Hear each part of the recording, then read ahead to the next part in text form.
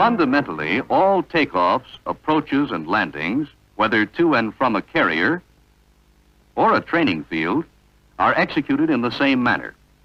The purpose of this film is to teach those fundamentals.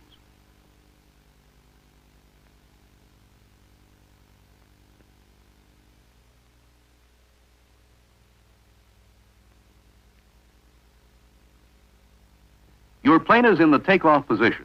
You have advised your instructor by interphone, tail wheel locked, ready for takeoff. Look around and make sure there are no other aircraft that may be landing or taking off.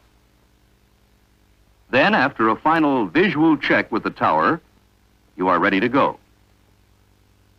You release the brakes and put your heels firmly on the deck. You then advance the throttle smoothly but positively to the sea level stop. Meanwhile, holding the stick slightly back of the neutral position, which keeps the tail down and allows the locked tail wheel to assist in maintaining directional control.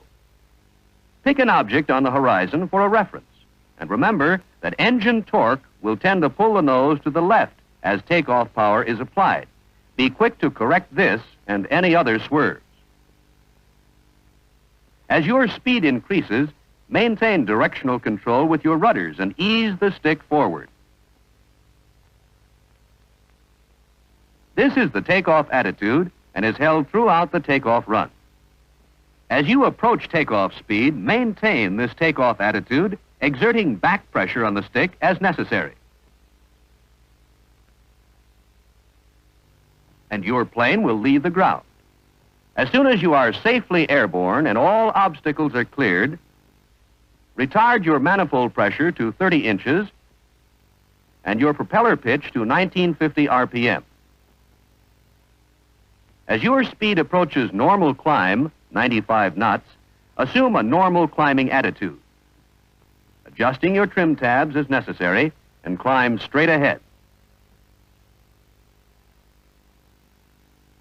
At an altitude of approximately 100 feet, or when you have cleared the end of the runway, whichever comes first, depress the power push and bring up your wheels.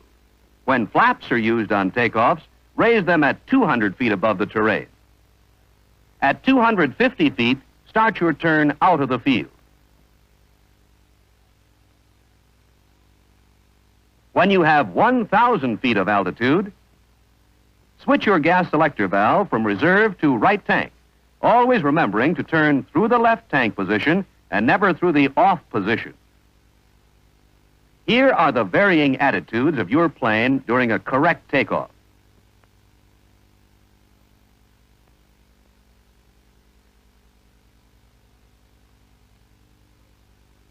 Here is another takeoff run. Notice how the tail stays down and allows the locked tail wheel to help maintain directional control. As the speed increases, the nose lowers to a position between level flight and climbing attitude. Approaching takeoff speed, the angle of attack is increased and the plane leaves the ground.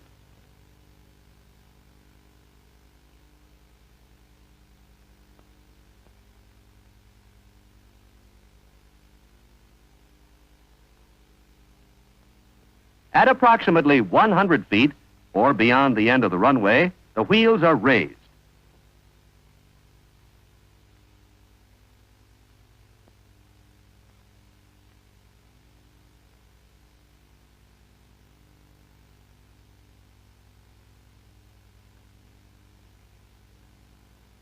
Traffic permitting, at 250 feet altitude, the plane begins a climbing turn and the takeoff is complete.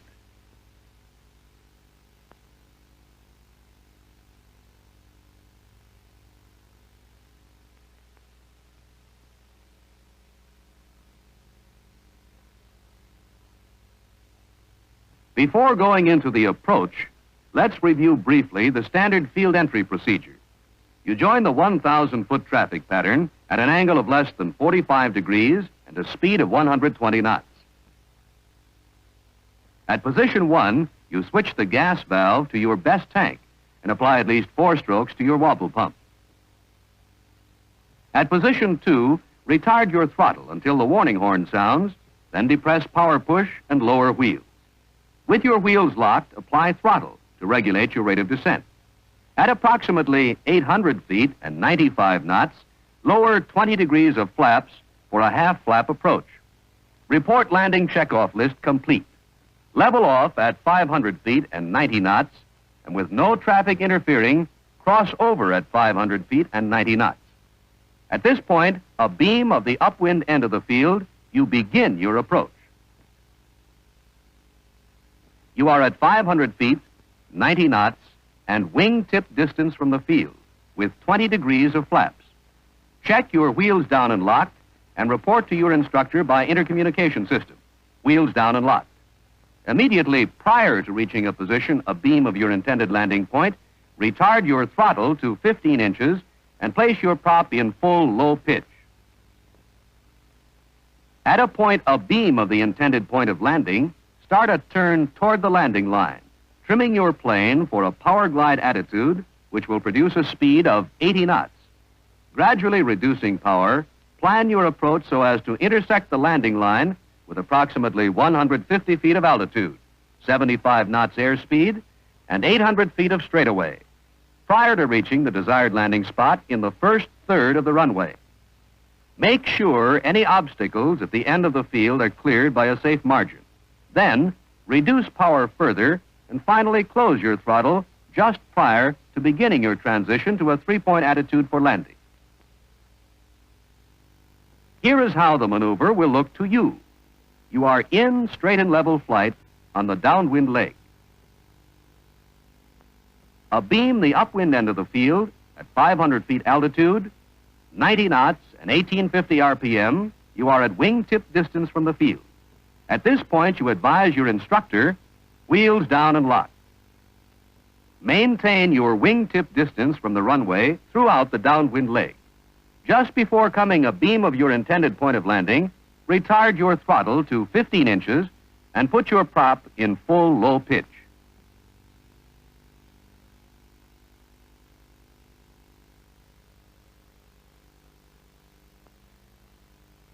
Abeam of the landing point, start your turn and trim the plane for a power glide attitude to produce a speed of 80 knots. Gradually reduce throttle so as to intersect your landing line at approximately 150 feet altitude, 75 knots, and 800 feet of straightaway from the point of intended landing. With any obstruction safely cleared, finally close your throttle just prior to starting the transition to landing.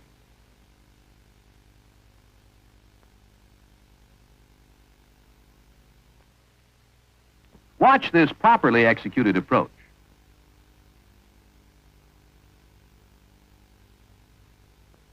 Abeam your intended landing point, start a turn to intersect the landing line with 150 feet of altitude and 800 feet of straightaway.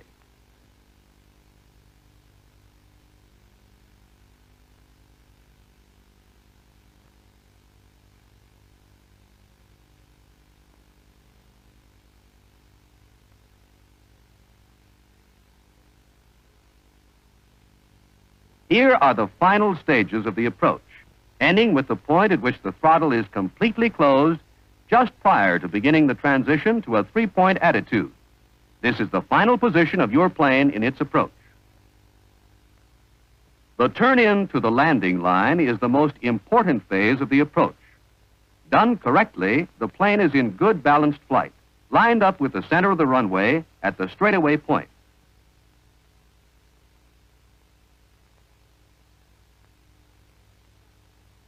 If the turn is too shallow or too late, you will overshoot your landing line and have to make a sharp right turn to line up with the center of the runway.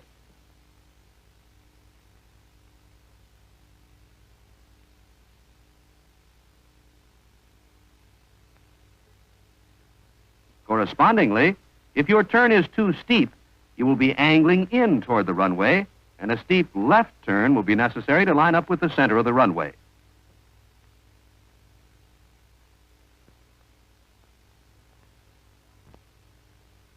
Remember also to take into account the strength of the wind. A strong wind requires a slower rate of throttle reduction and a slightly increased angle of bank to reach your 800-foot straightaway point with an altitude of 150 feet. When making your first approaches, throttle may be advanced to maintain safe flight if necessary.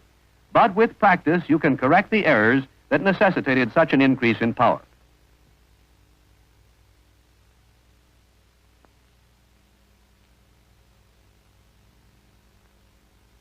Beginning with this last attitude of the approach, which occurs with the plane at an altitude of about 30 feet, this altitude will vary with different planes and different wind conditions, you are ready to break your glide preparatory to landing. This is done by applying back pressure on the stick so that the nose raises slowly and smoothly and the plane comes to a three-point attitude a foot or two above the ground. Your aim is to maintain this attitude until the airplane lands, keeping it airborne as long as possible. This requires more and more backstick as the plane loses airspeed and settles to the runway. If you have done everything correctly, the stick will be all the way back as your plane contacts the runway in a three-point attitude. Keep it fully back until the plane stops rolling. Keep your heels on the deck until the plane touches down. Your landing is not complete until your plane has stopped. Use rudder and brakes to keep your plane rolling straight. Keep your stick all the way back to help maintain directional control by holding the tail and the lock tail wheel down. And always keep one hand on the throttle. Stay relaxed. Don't tense up. Here are some common errors. If you break your glide too low, you will hit the wheels first and bounce.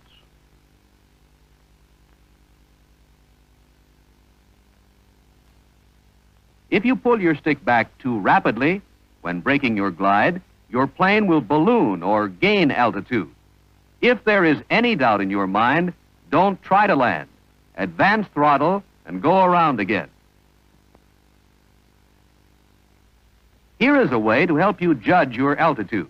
Instead of looking at the ground or the nose of your plane, let your vision pick up 3 points that will act as a guide. For example, the horizon, this building, and the edge of the runway.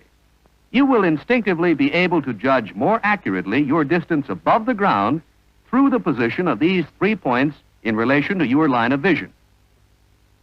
Keep this landing attitude in your mind. Let your eyes pick up objects and reference points on the ground below, ahead, and around you to establish the position of your plane as this position in relation to those objects. And your landing and landing runout will be as smooth as this one.